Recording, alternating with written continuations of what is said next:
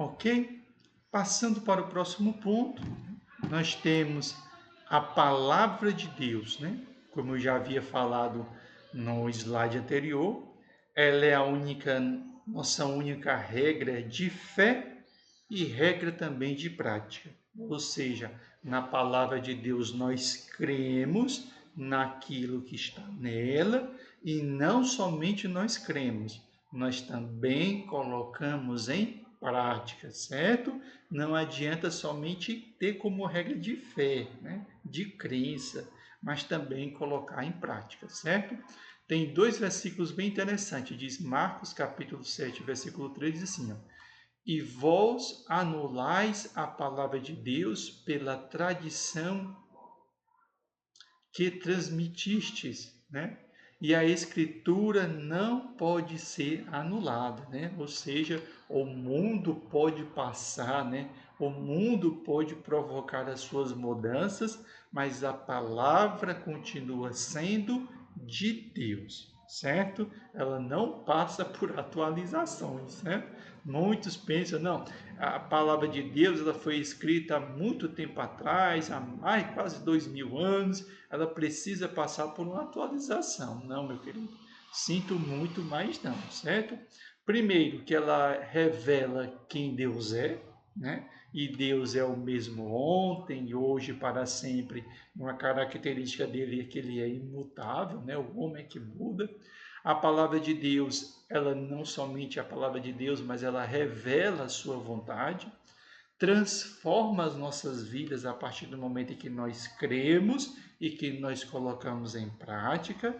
Ela fortalece a nossa fé, porque cada vez que nós lemos essa palavra, a nossa fé é nutrida, ela é fortalecida e ela ilumina o nosso caminho, ou seja, é lâmpada para os nossos pés, certo? A Bíblia, ela é a palavra inspirada por Deus, né? Ela é infalível, é suficiente de Deus para quê?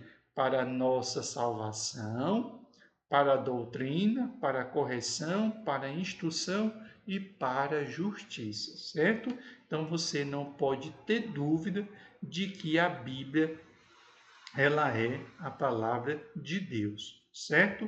E um ponto muito importante, ela é a norma suprema, não só de fé e de prática individual, mas também da sua igreja, né? Tudo isso para a glória de Deus, ou seja, para que Deus possa ser glorificado na terra, e ao mesmo tempo em que eu glorifico a Deus, também a palavra de Deus está aí para o bem de todo homem, né? Para aqueles que seguem a palavra de forma verdadeira, certo? Também, além de ser a palavra de Deus, ela é a revelação de Deus aos homens, né? Se nós pegarmos a Bíblia, nós vamos percebendo ao longo da Bíblia que Deus vai se revelando progressivamente à humanidade, né? Onde nós começamos lá no início, né? Lá onde Deus ele estabelece a sua criação, né? Onde Deus se revela por meio de suas obras, como está lá em Salmos, versículo 19, versículo 1, que Deus se revela por meio das suas obras. Depois Deus estabelece os patriarcas, né? Ou seja, Deus se revela pessoalmente aos patriarcas e faz aliança, né, com Abraão, com Isaac e com Jacó.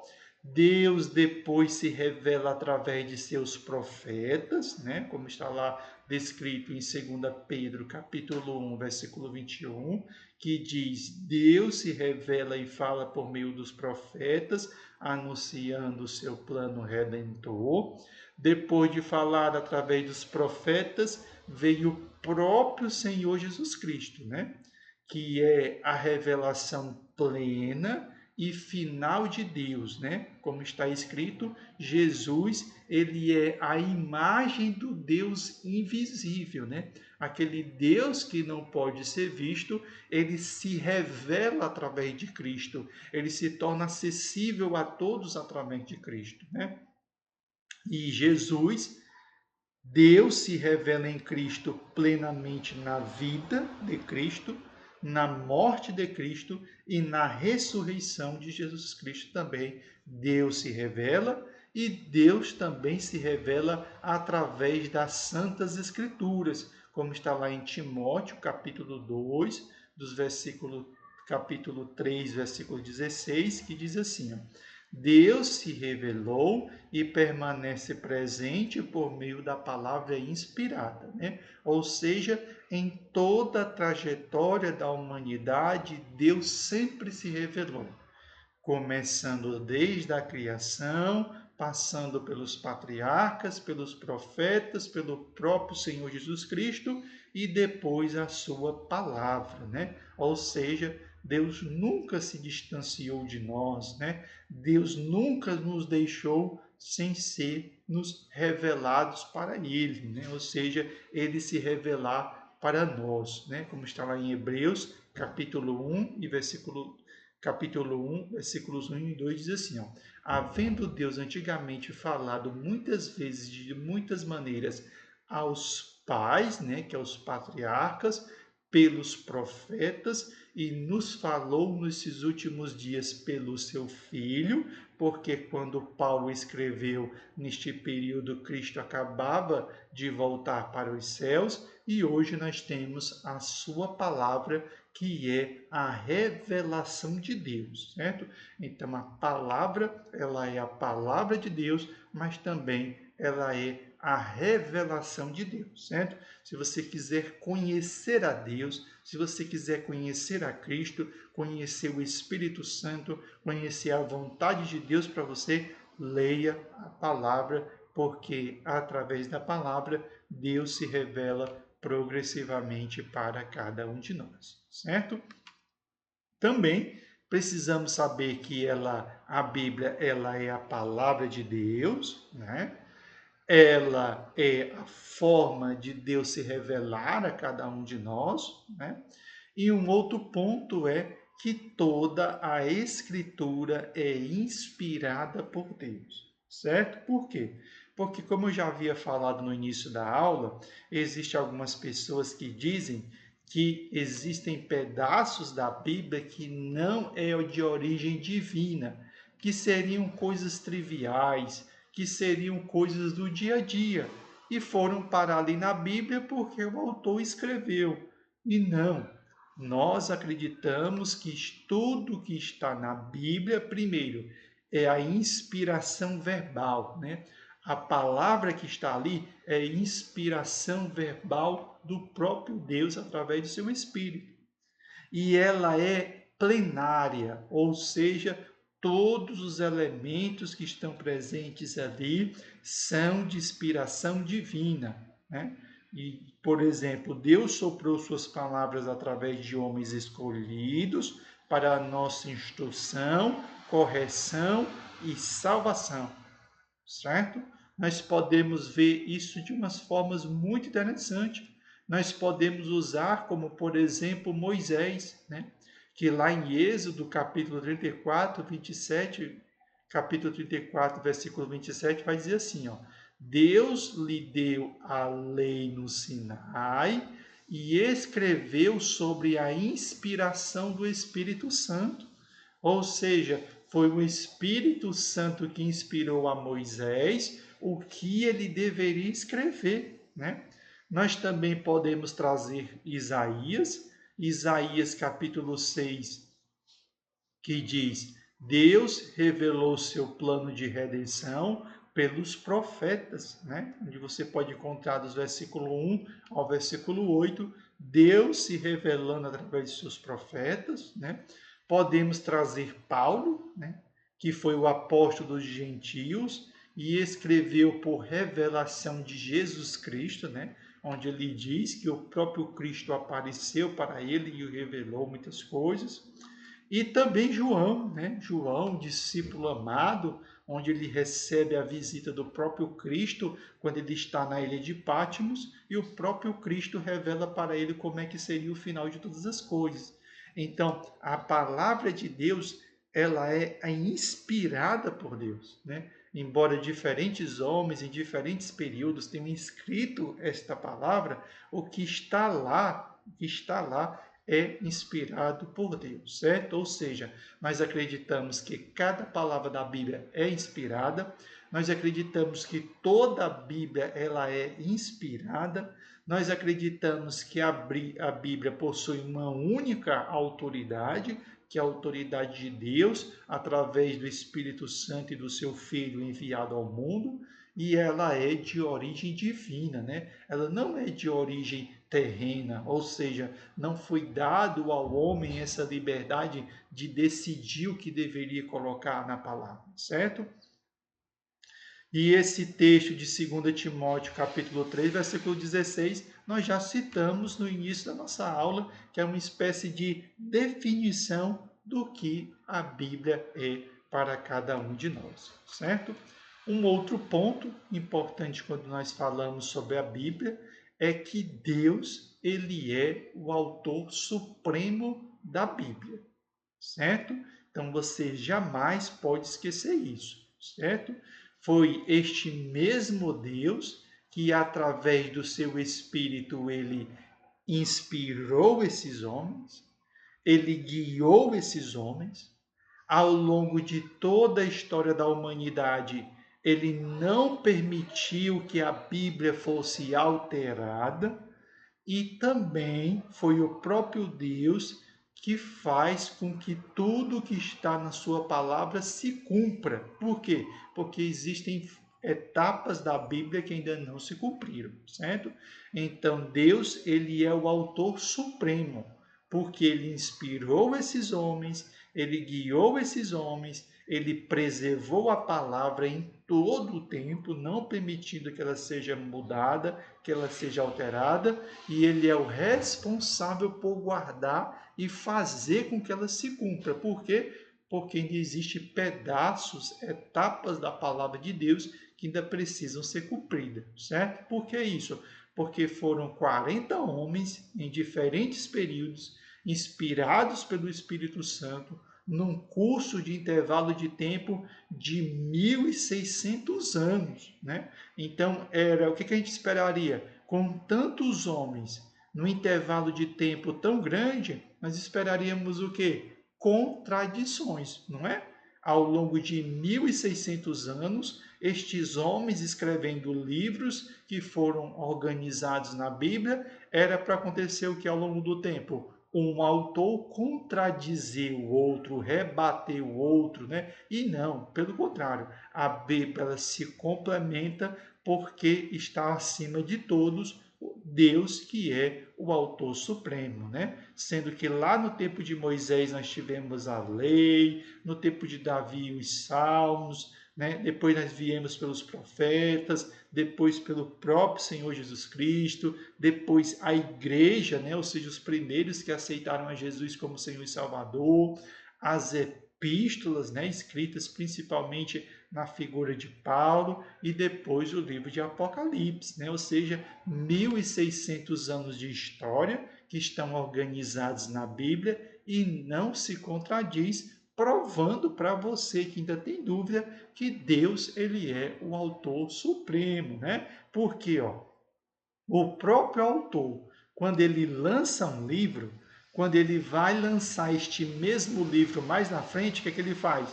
Ele faz uma reedição, porque ele muda muita coisa que ele pensava na edição anterior, né?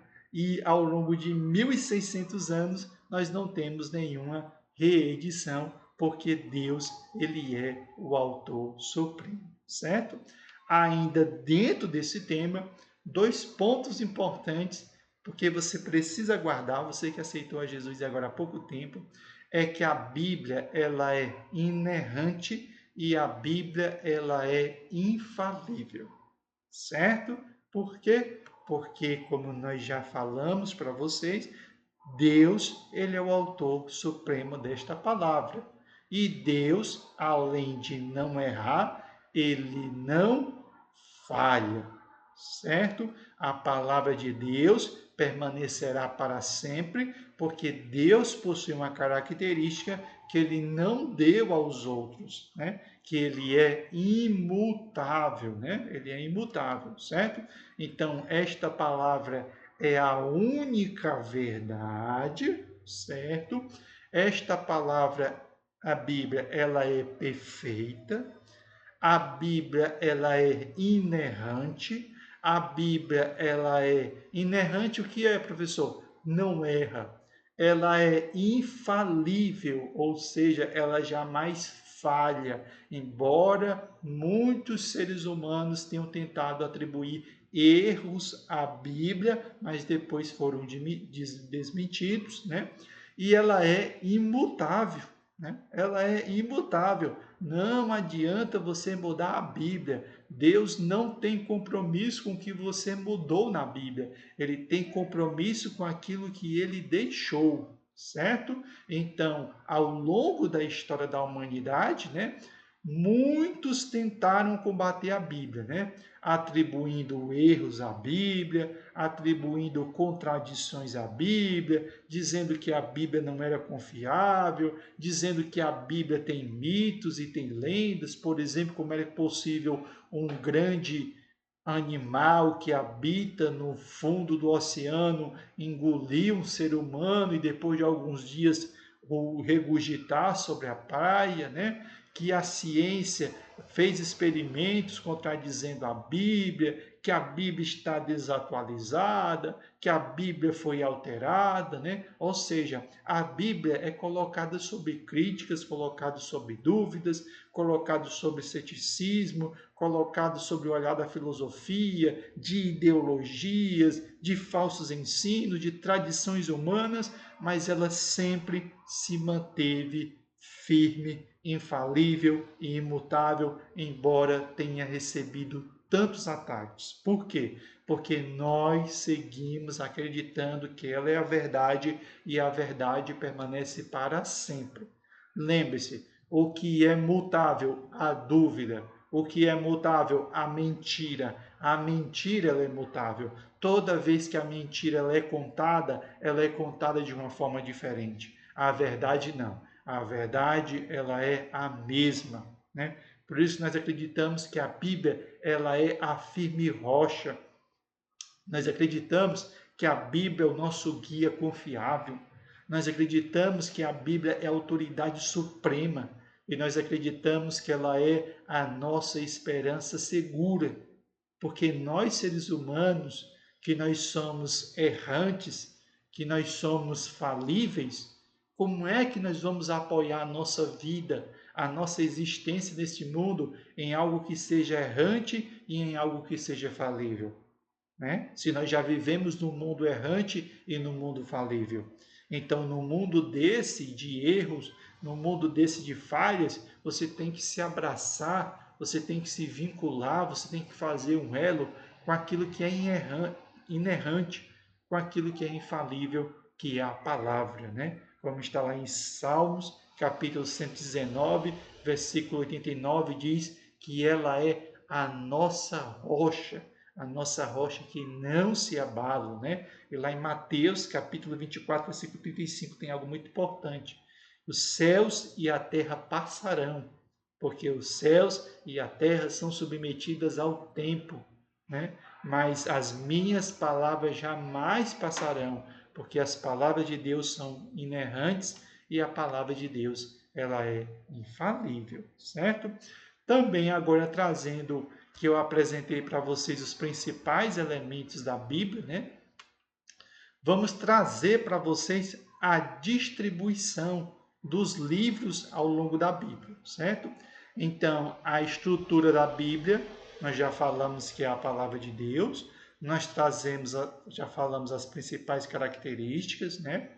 A Bíblia ela é composta por 66 livros. Esses 66 livros se juntaram formando a Bíblia, certo? Então, a Bíblia, na verdade, ela é formada por 66 livros menores. Você pode abrir agora e conferir, certo? Onde nós temos o Antigo Testamento, que é formado por 39 livros, que foram livros escritos antes de Jesus vir ao mundo, certo? Onde nós temos os primeiros 5 livros, que são os Pentateucos, né? Os judeus chamam esses 5 livros, além de Pentateucos, chamam de Torá, né? Que é Gênesis, Êxodo, Levítico, Números e Deuteronômio, certo?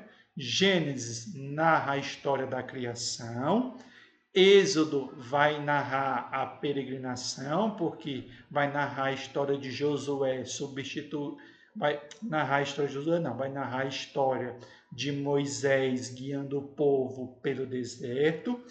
Depois vem Levítico, que é o estabelecimento do culto a Deus. Depois Números, aonde este povo que sai do Egito são contados, né, e distribuído entre as tribos. E o livro de Deuteronômio, que é estabelecido uma lei, porque lá no Egito, embora eles estivessem a lei dentro de seus corações, eles eram influenciados pela lei egípcia, certo? Depois nós temos 12 livros históricos, que é o livro de Josué, que substitui Moisés depois que Moisés morre. O livro de Juízes, porque houve um período em que o povo de Deus não foi governado por reis, foi governado por juízes, como Baraque, Sansão, Jefité, Débora. Depois Ruth está aqui, Ruth Moabita, porque ela vem ali ela vem como uma das matriarcas ali na genealogia de Davi, né? Porque ela se casa com Boaz, dá origem a Obed, Obed dá origem a Jessé, Jessé dá origem a Davi. Então, por isso que ela está aqui. 1ª e 2ª Samuel, né? O sacerdote Samuel. Depois de sacerdote, nós entramos nos reis. 1ª e 2ª Reis, começando com o primeiro rei sendo Saul, que vem substituir Samuel, iniciando o reinado. Depois 1ª e 2ª Crônicas, que vão narrar as crônicas desses reis. Depois Esdras, Neemias e por último Esther. Depois nós temos 5 livros, que são os livros poéticos, Jó, Salmos, Provérbios, Eclesiásticos e Cânticos dos Cânticos, né? Onde eles têm uma estrutura poética desses livros, certo? E os livros proféticos, né? Profetas maiores por causa do tamanho do livro, somente, certo? Isaías, Jeremias, Lamentações, Ezequiel e Daniel, e profetas menores, é o tamanho do livro, certo?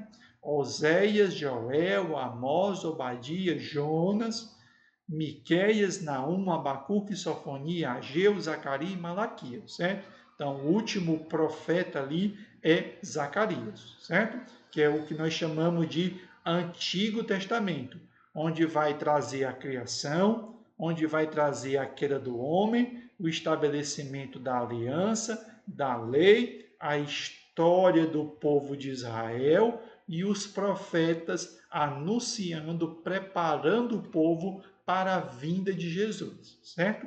Quando Jesus vai se despir da sua glória e ele se faz carne e habita neste mundo, todos os livros que foram escritos a partir de então são o Novo Testamento, que são um total de 27 livros. Os primeiros 4 livros, Mateus, Marcos, Lucas e João, sendo que Mateus, Marcos, Lucas são considerados livros sinóticos, ou seja, eles possuem algumas semelhanças entre eles, eles são muito semelhantes porque eles foram escritos com finalidades diferentes, né?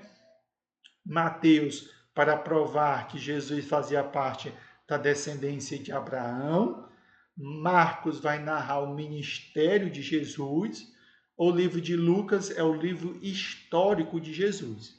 E o livro de João, né, ele é um pouquinho diferente, por isso que ele não entra nos livros sinóticos, porque ele foi escrito para provar que Jesus é Deus. Porque muitos tinham dúvida que Jesus era Deus. Achava que Jesus era somente um profeta, né, ou alguma outra figura, como tantos outros que tinham aparecido. Depois nós temos o livro de Atos dos Apóstolos, né? Ou seja, que são aqueles discípulos que permaneceram aqui depois que Jesus voltou para o céu e que vão dar início à igreja inaugurada por Cristo. Depois nós temos as epístolas. Quando nós falamos epístolas, são cartas, né?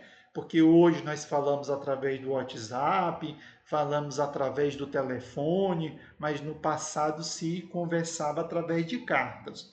E estas cartas que foram escritas deram origem aos livros, né? Onde nós temos as cartas paulinas, ou seja, as cartas escritas por Paulo, um total de 13. A primeira carta, Romanos, uma carta escrita direcionada à igreja de Roma.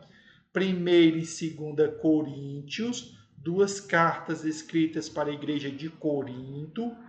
Gálatas, uma carta escrita para a igreja da Galácia.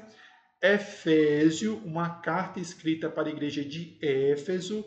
Filipense, uma carta escrita para a igreja de Filipo. Colossense, uma carta escrita para a igreja de Colosso. Tessalonicense e primeira e segunda Tessalonicense, duas cartas escritas para a igreja de Tessalônica. Primeira e segunda Timóteo, duas cartas escritas para o seu auxiliar de ministério chamado Timóteo. Tito, uma carta escrita para Tito, que também era um auxiliar de Paulo no ministério, e uma carta para Filemon. Chamar a atenção desta carta para Filemon. Filemon havia se convertido ao Evangelho através de uma pregação de Paulo. Quando Paulo estava preso, ele se encontra com um servo de Filemon e ele escreve uma carta para Filemon para que liberte aquele servo da escravidão, certo? Então, é um dos primeiros relatos de libertação da escravidão é feito por Paulo, né? Paulo escreve uma carta pedindo que Filemon libertasse ali o seu servo da escravidão, certo? E nós temos as cartas gerais, ou seja, cartas que foram escritas, né, pelos apóstolos, direcionados a todas as igrejas. Hebreus, a carta de Tiago, primeira e segunda Pedro, primeira, segunda e terceira João e o livro de Judas. Não Judas o traidor, mas Judas que havia se convertido a Jesus, certo? E por último, o livro de Apocalipse, também chamado de Revelação, que é o momento em que João está preso na ilha de Patmos, Jesus se revela a João, né, e mostra para ele como será o final das coisas, certo? Então é assim que se organiza a Bíblia, certo? Seguindo, chamando a atenção de vocês mais uma vez, que a Bíblia possui muitos autores, mas a Bíblia possui uma única mensagem, certo?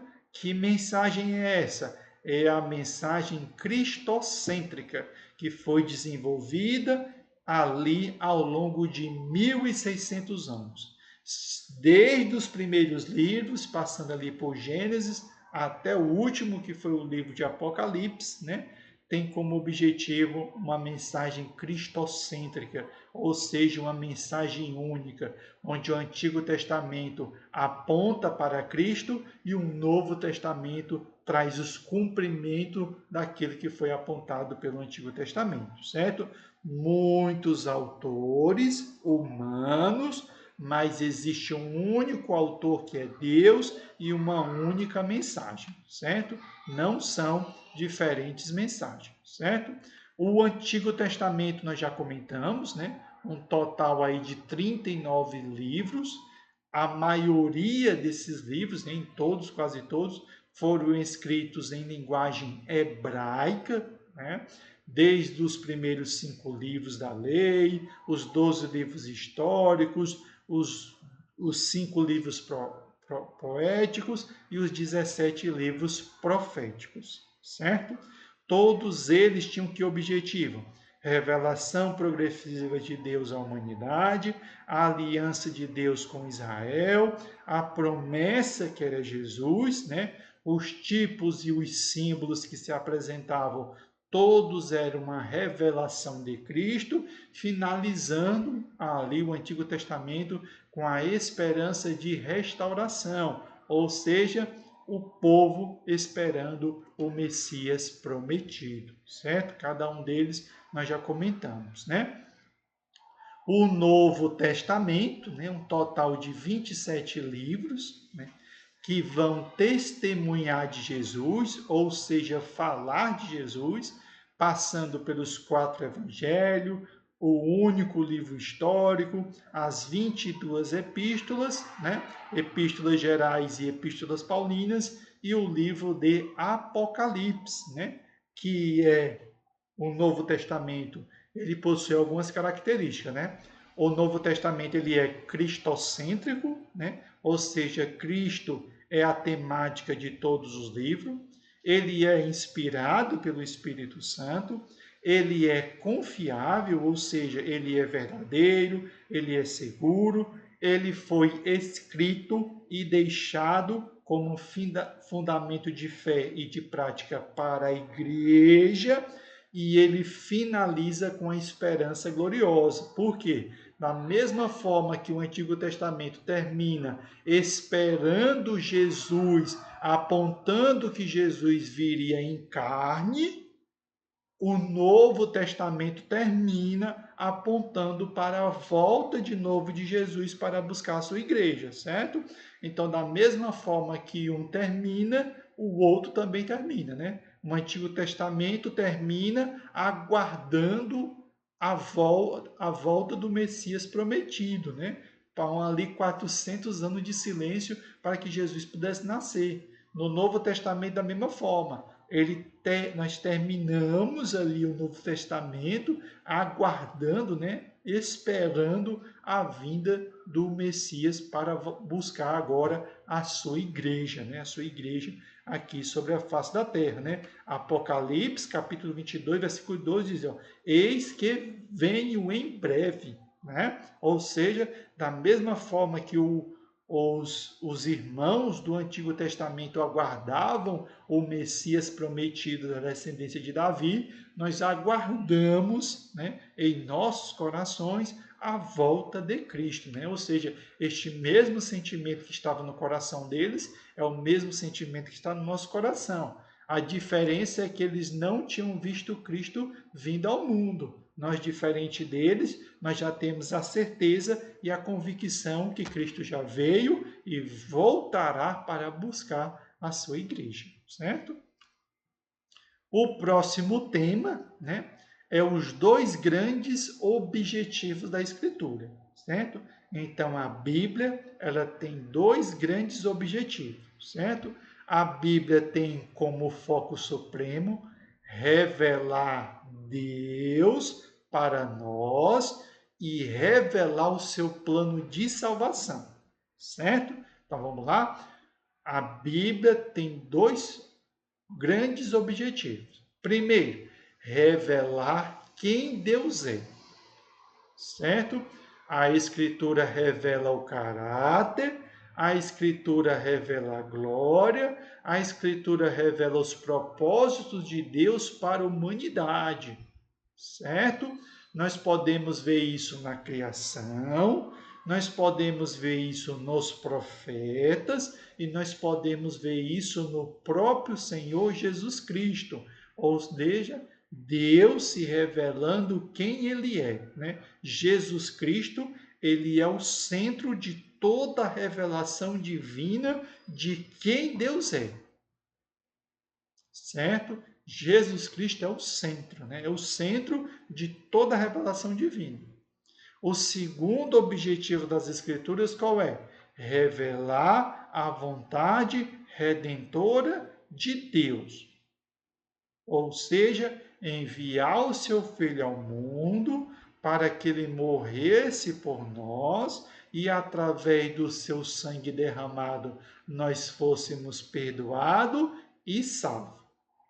Certo? Então, a Bíblia que você tem em mãos revela quem Deus é através de seus livros e também revela a vontade redentora desse Deus, ou seja, a sua vontade ao enviar o seu Filho para morrer naquela cruz, para que nós fôssemos perdoados através do sangue do seu Filho derramado naquela cruz e nós fôssemos salvos.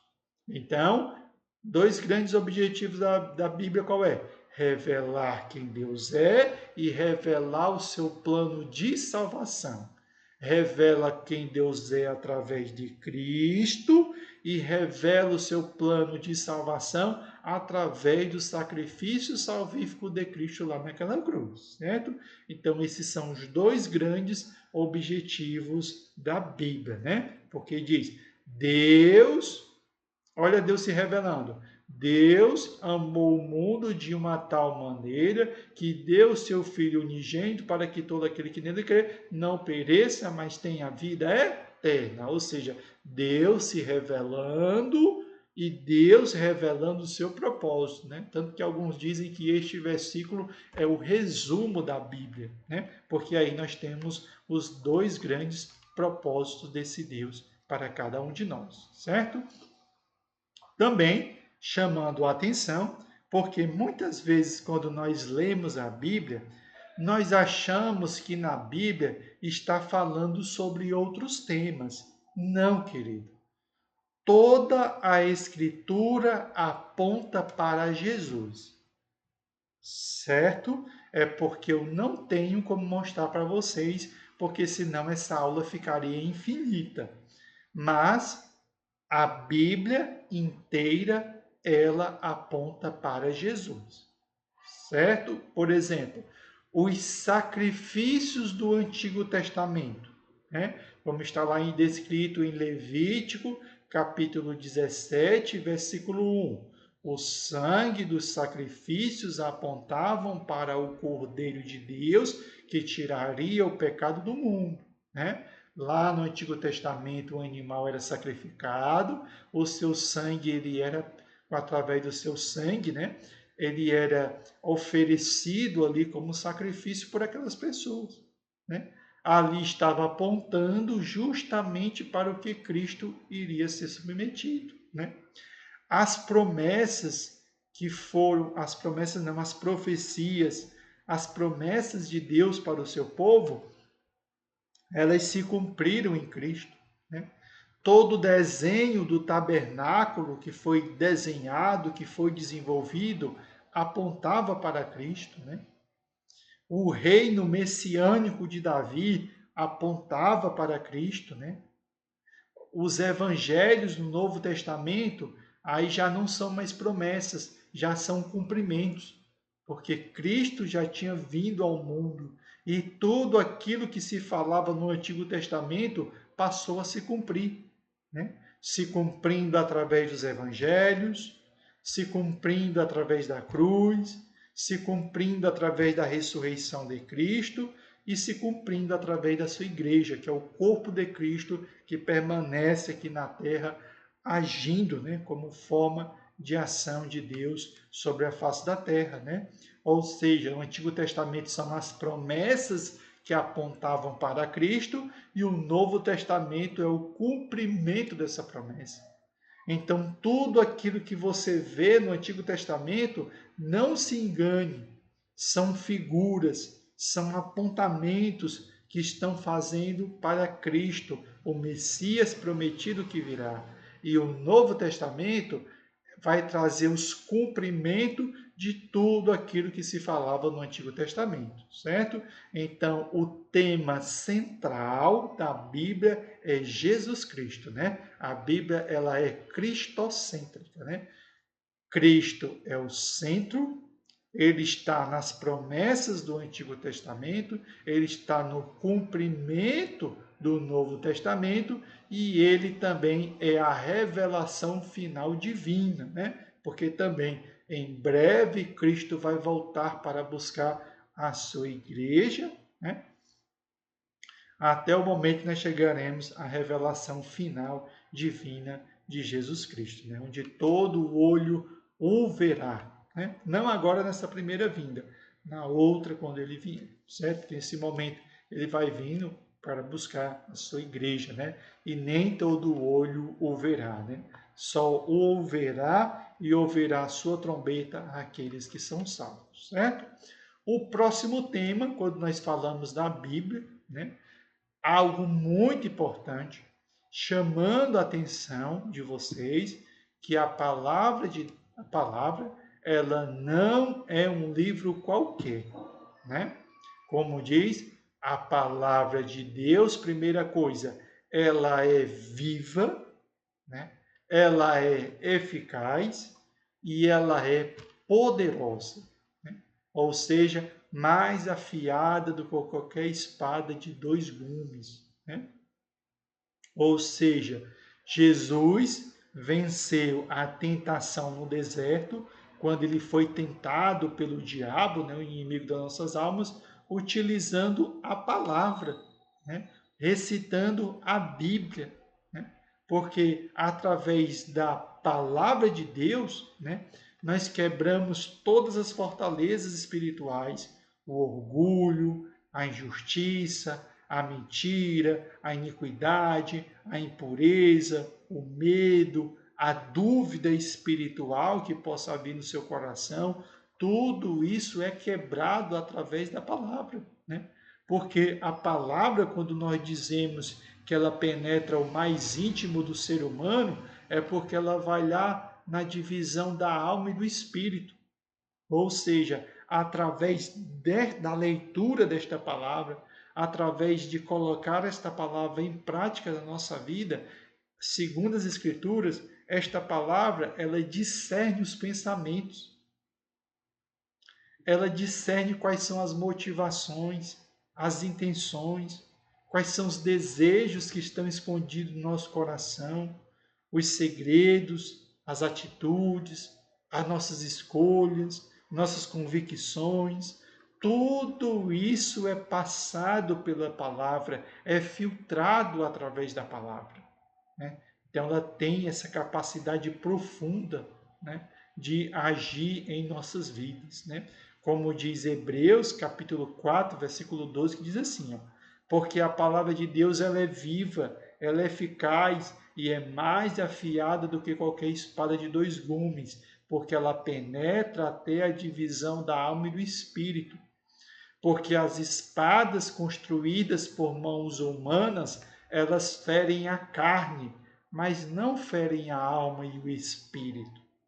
Já a palavra de Deus não, ela vai lá na divisão da alma e do espírito, algo que nenhuma arma construída por mãos humanas, por mais moderna que seja, é capaz de fazer, porque ela vai lá nos pensamentos, ela vai lá nas intenções, nas motivações, nos desejos, nos segredos, nas atitudes, nas escolhas, nas convicções. Nenhuma arma russa, nenhuma arma americana, nenhuma arma ucraniana, nem a mais alta tecnologia desenvolvida por mãos humanas é capaz disso, né? Ou seja, de possuir as características que a Bíblia, esta palavra que você tem com você, ela tem poder de agir, né? Um outro ponto também, né, chamando a atenção, é Jesus no deserto, né, a sua vitória foi pela palavra, né? Ou seja, você tem que usar a palavra de Deus no seu dia a dia. Por quê? Porque Jesus venceu as tentações através da palavra, né? Recitando a palavra. Mas também vale a pena chamar a atenção que não adianta memorizar os versículos bíblicos, né? Porque se Jesus tivesse recitado os versículos bíblicos e não vivesse os versículos bíblicos, não, o diabo teria vencido. É porque não somente ele recitou os versículos quando ele foi tentado no deserto, mas ele vivia, né? Porque ele foi tentado em tudo, mas sem pecado, e triunfou com a Escritura, porque ele sabia as Escrituras, mas ele também praticava, porque não adianta recitar os versículos sem praticar, né? Seremos vencidos pelo diabo, né? Então, nós temos o cenário bíblico, né? Onde Jesus ele é tentado pelo diabo, né? Onde são as três tentações mais difíceis de um homem lutar, né?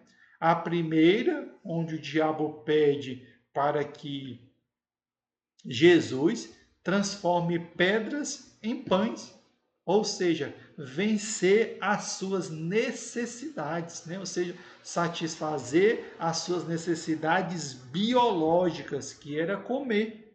Ali é satisfazer a necessidade biológica. E o Senhor dizia o que para ele? Nem só de pão viverá o homem, mas de toda a palavra que procede da boca de Deus. Ou seja, não só de comida física terrena viverá o homem. Para que o homem subsista para a eternidade, ele precisa se alimentar da palavra de Deus. É isso que vai fazer este homem viver, esse homem seguir vivo, este homem caminhar para uma vida eterna. Então ali o diabo coloca uma necessidade fisiológica, né? Vamos para a segunda tentação, saltar do templo, né? Disse o diabo, né? Jogue-se daqui, porque está escrito: aos seus anjos dará ordem ao teu respeito, né? E Deuteronômio, capítulo 6, versículo 16 diz: não tentarás o Senhor teu Deus. Ou seja, ele sabia que estava guardado pelo próprio Pai. Ele sabia que qualquer situação de risco, o Pai entraria em seu favor. Mas não é por isso que ele iria tentar. Porque é a segunda luta que nós enfrentamos, né? Quantas vezes nós nos colocamos em risco? Quantas vezes nós nos colocamos em perigo? Embora nós saibamos que nós somos vulneráveis, que nós somos efêmeros, né? Quantas vezes nós tentamos a Deus, né? E ele disse, né? Não tentarás o Senhor teu Deus, não somente porque ele recitava, mas porque ele vivia, né? E o último, que é um dos mais difíceis, né? Que faz boa parte cair, né? Que é o segundo. Disse assim: tudo isso te darei, se prostrados me adorares. Ou seja, trocar o que é eterno, trocar algo duradouro por algo efêmero, né? Se adorasse o inimigo, se adorasse ele, prostrado colocasse, daria ali os reinos deste mundo, né? E o Senhor disse para ele, ó: ao Senhor teu Deus adorarás e só ele servirás. Ou seja, não vou trocar, como diz um louvor da harpa, né? Os passarinhos, as belas flores deste mundo por algo que é eterno, que é a grande briga que nós enfrentamos todos os dias, que faz com que muitos de nós que aceitamos a Jesus há pouco tempo nos desviemos. Nós acabamos ao longo da caminhada trocando aquilo que é eterno por aquilo que é efêmero para satisfazer a vontade da nossa carne. Então, aí são três desafios que foram colocados ali para Jesus.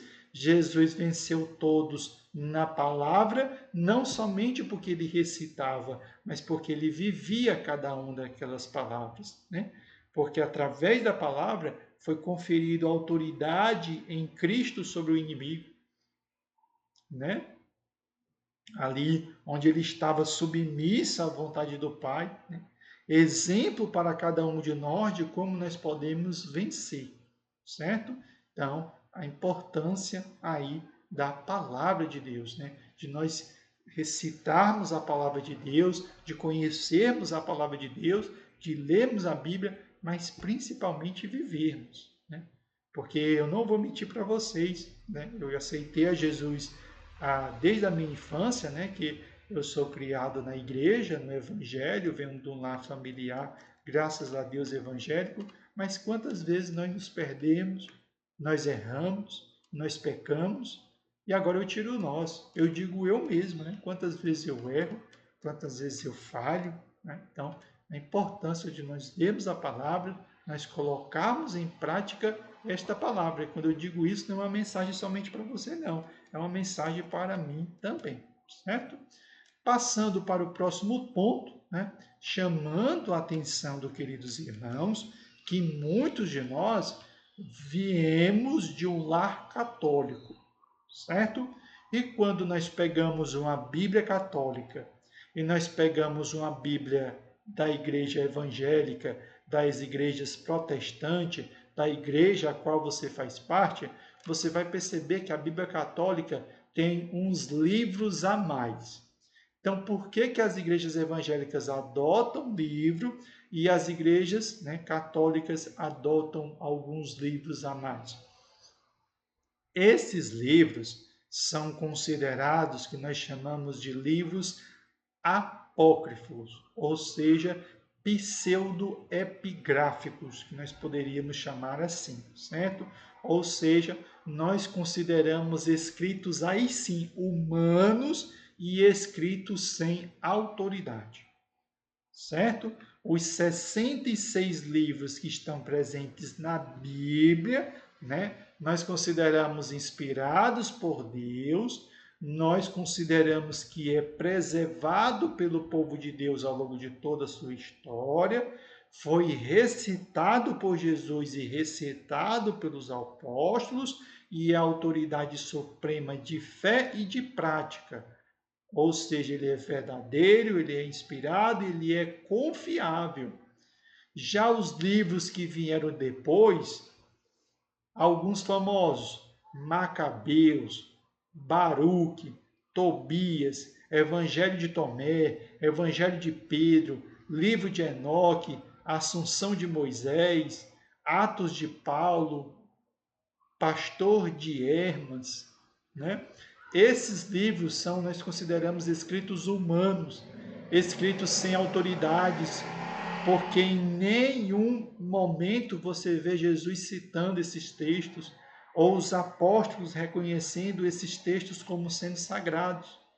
Porque os 66 livros, nós conseguimos ver o quê? Que eles são inspirados por Deus, eles foram escritos pelos profetas e pelos apóstolos, eles são reconhecidos no cânon hebraico do Antigo Testamento, foram confirmados por Jesus e pelos apóstolos, possuem unidade, possuem coerência, possuem autoridade. Por isso que nós consideramos eles uma regra de fé e de prática da igreja. Já os livros que são considerados apócrifos ou pseudo-apócrifos, não é porque nós temos contendas com os católicos, não. É porque estes livros não são reconhecidos ao longo da história da igreja. Ou seja, eles não são inspirados por Deus, não foram reconhecidos no cano hebraico, ou seja, você não vê qualquer citação ao Evangelho de Enoque no Antigo Testamento. Nunca nenhum desses livros foi citado por Jesus, não foi citados pelos apóstolos. Muitas doutrinas que estão no livro de Tomé, no Evangelho de Pedro, na Assunção de Moisés, livro de Enoque, Tobias, Macabeus, Baruque, contradizem o que está na Bíblia. Ou seja, trazem erros doutrinários, trazem erros históricos, né? Traz comportamentos que não condizem com os comportamentos de Jesus Cristo. Então, são livros que, infelizmente, eles ferem o cano bíblico, que são considerados livros inspirados por Deus, certo? Então, não é uma briga, não é uma dissensão, não é por pirraça, não. É porque, infelizmente, esses textos trazem fragmentos, pedaços que contradizem os 66. E os 66 não, eles são possuem unidade, possuem coerência e, acima de tudo, foram chancelados no Antigo Testamento e foram chancelados por Cristo e pelos apóstolos no Novo Testamento, certo? Para não acharem que isso é confusão, briga. Outro ponto muito importante, a interpretação bíblica responsável, né? Nós sabemos que com o Novo Testamento nós passamos a ser morada do Espírito Santo. E o Espírito Santo, ele dá a cada um de nós a capacidade, a habilidade de nós interpretarmos a Bíblia a partir da nossa própria leitura. Mas assim como você, como eu, nós estamos suscetíveis ao erro, querido. Nós podemos errar porque nós somos falhos. E o que ajuda a gente reduzir este erro? Nós sermos humildes. Humildes para quê? Para estudar, para aprender, para que aquela compreensão que nós extraímos do texto possa ser fidedigna, possa ser o mais próximo da realidade. Por isso que durante esse curso eu peço perdão a cada um dos queridos que estão fazendo esse curso se eu vinha cometer algum erro, se eu vinha cometer uma falha. Né? Eu estou aqui com o meu coração aberto para aprender com você, para crescer com você. Eu não sou fonte de autoridade, né? A autoridade suprema é Deus, mas eu vou sentar sempre conversar com vocês de forma muito correta, de forma muito justa. Quando eu não souber, eu vou chegar para você dizer eu não sei. Se algum momento eu errar, virei aqui e direi, olha, eu errei. Né? Eu não tenho nenhum propósito aqui ser o dono e autor da verdade. Meu objetivo é ajudar você a ter o conhecimento básico sobre a palavra de Deus, certo? Então, nós, ao lermos a Bíblia, podemos nos valer de um contexto histórico para nos ajudar a entender o que está ali naquele texto, né? Onde nós tenhamos a oportunidade de conhecer o autor daquele texto, conhecermos o público, conhecermos a cultura, conhecermos a situação histórica, conhecermos o propósito. Será se isso que eu interpretei é o propósito daquilo que está escrito? Né? O contexto literário, né? Entendermos que tipo de texto é aquele, é um texto histórico, é um texto que eu posso levar como sendo literário. A estrutura do texto é uma poesia, é uma prosa, qual é o tema principal desse texto, qual é a progressão desse pensamento. Se eu tirar esse versículo do contexto, será se ele mantém a essência ou ele perde a essência? Como, por exemplo, um texto onde diz que Jesus se vira para aquela mulher e diz para aquela mulher: não é lícito tirar o pão dos filhos e dar aos cachorrinhos. Se você tirar esse texto do contexto, vai parecer que o Senhor estava chamando aquela mulher de cachorra. Não, querido. Aí, se você tirar do contexto, vai ficar desse jeito. Mas, na verdade, ele estava trazendo à tona uma visão que a sociedade judaica, né, a sociedade ali tinha divisão como o do resto do mundo, né, onde eles se viam como o único povo de Deus e o resto do mundo como perdido. Eram os gentios, eram os bárbaros, né, onde eles não frequentavam as mesmas casas, onde eles não comiam a mesma comida, né, ou seja, eram completamente separados. Então Jesus estava trazendo justamente ali aquela visão para aquele momento, né? Então, se você tira do contexto, parece esse tipo de comportamento. Mas quando nós voltamos para o contexto, Jesus está justamente jogando sal naquela ferida. Porque enquanto Jesus conversava com aquela mulher, aquele ambiente estava rodeado de pessoas que tinham o mesmo pensamento e foram confrontados ali naquela hora, naquele momento.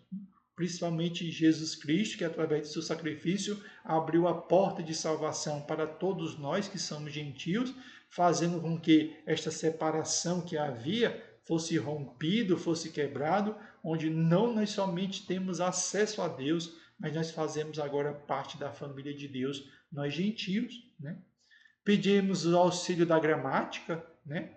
Uma falha que eu não vou mentir para vocês que eu tenho é de língua portuguesa, né? Eu sou muito da saúde, né? Farmácia, medicina, então áreas biológicas é um universo que eu caminho muito bem e eu não vou mentir, eu tenho dificuldade na gramática, né? Principalmente no Brasil, onde boa parte da população tem dificuldade em gramática e matemática, né? São duas áreas que infelizmente os brasileiros têm dificuldade. Como brasileiro, eu faço parte dessa turma que tem certo grau de dificuldade muitas vezes com a gramática. Então, por ter dificuldade, estou ali me valendo de uma gramática para análise do texto, vocabulário, sintaxe, tempo verbal, conectivo, né? Para entender, porque às vezes uma vírgula faz diferença, né? Pedir também direcionamento do espírito, né? Não adianta nada ter o melhor contexto histórico, né? Ser formado em língua portuguesa,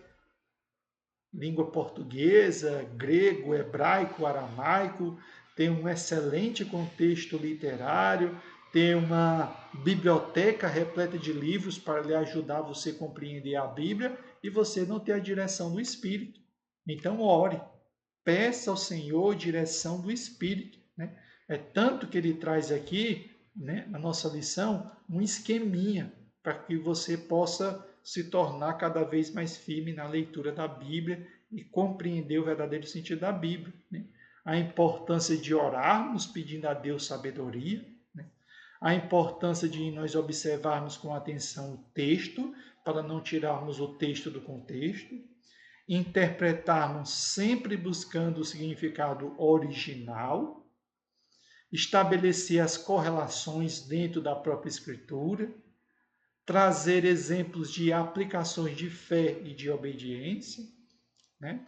Trazer também a transformação, né? Permitir que a palavra de Deus mude a sua vida, porque não adianta de nada você ler e não praticar, e não adianta de nada você ler, praticar, mas não permite que essa palavra mude a sua vida.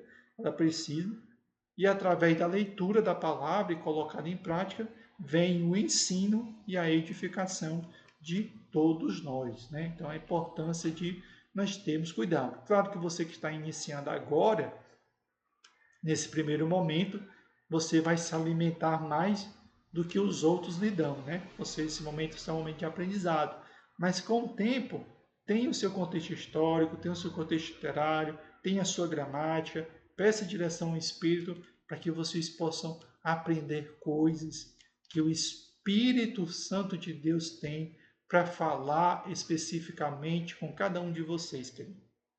Porque esta aula que eu dou aqui é voltada para todos os públicos. E existem coisas que Deus quer falar com você através da sua palavra que precisa ser específico para você. E você só vai descobrir e você só vai aprender quando você ler a palavra.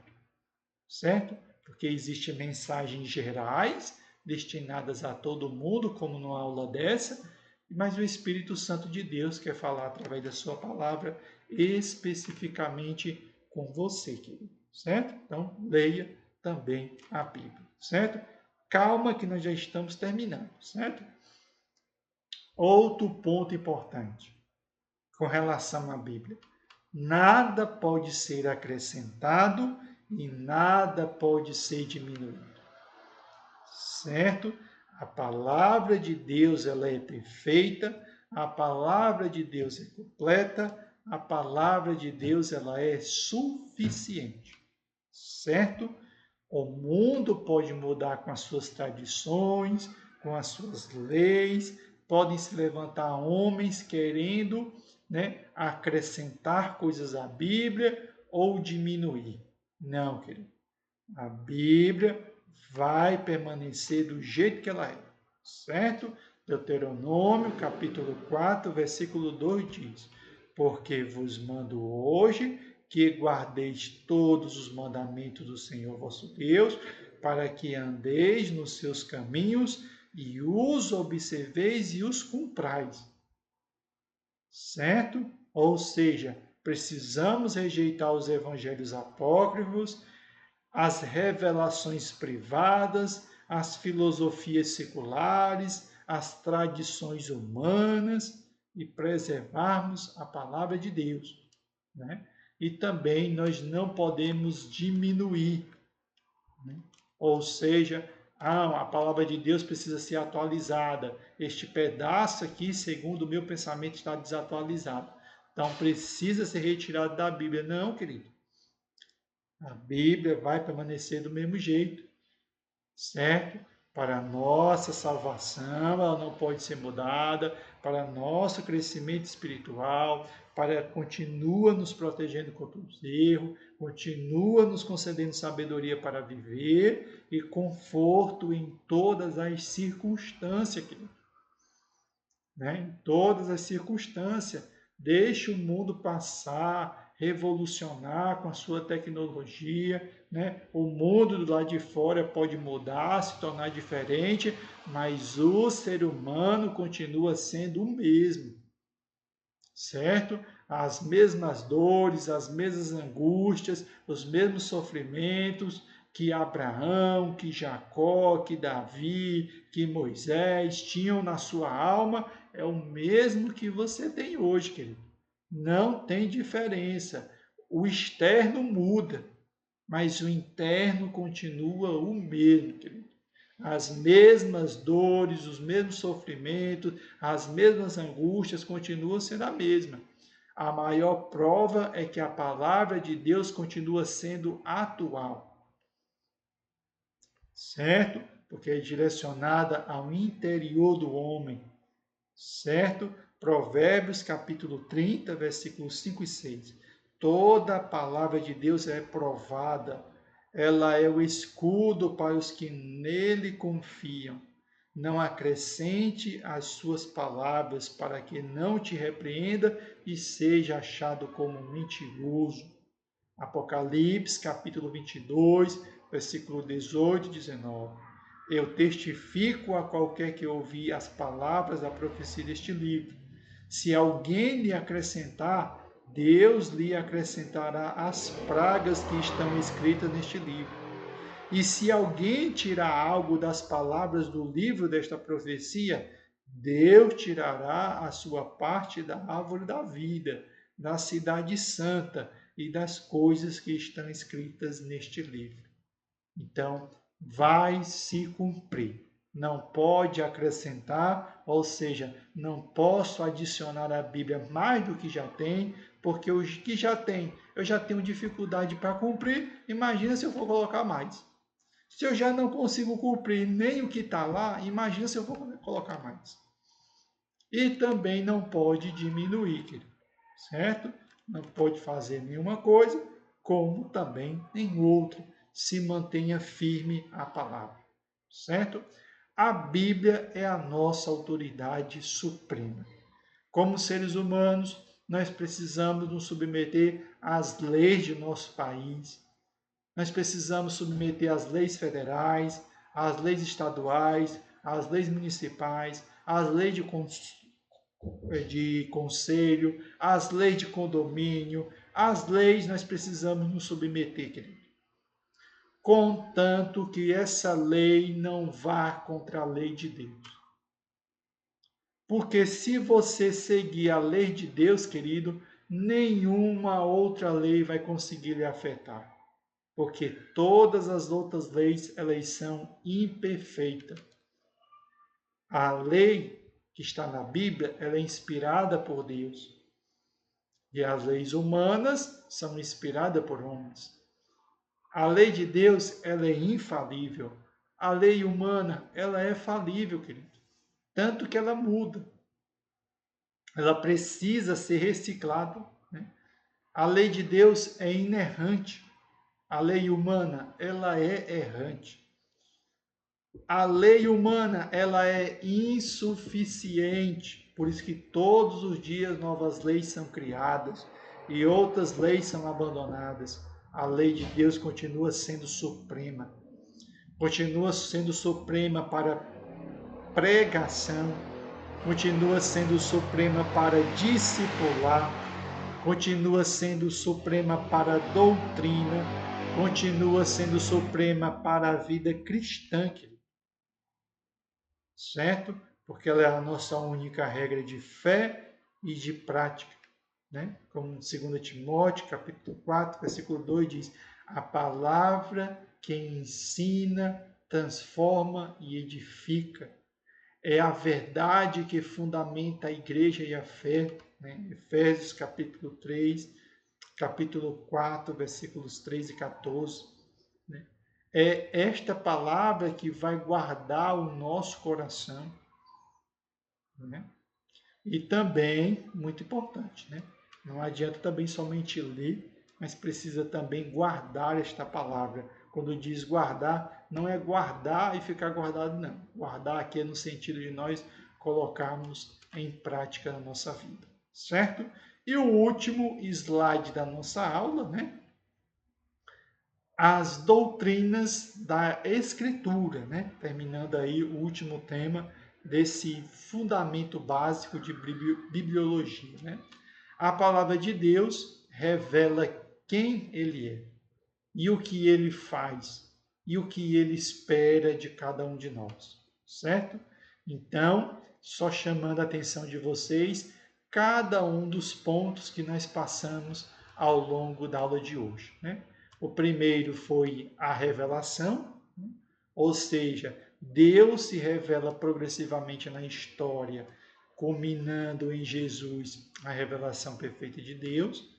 Depois nós chamamos a atenção que a Bíblia ela é inspirada por Deus através do seu Espírito Santo. Nós chamamos a atenção que a Bíblia ela é inerrante.